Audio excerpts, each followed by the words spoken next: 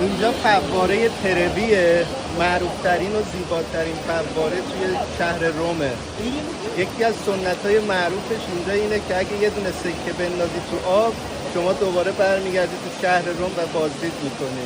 اینو امتحان میکنی. اگه 2 تا بندازی، شما عاشق یه دونه دختر از شهر روم میشی و اگه 3 تا بندازی، با اون دختر ازدواج میکنی. ولی ما دیگه نمیندازیم.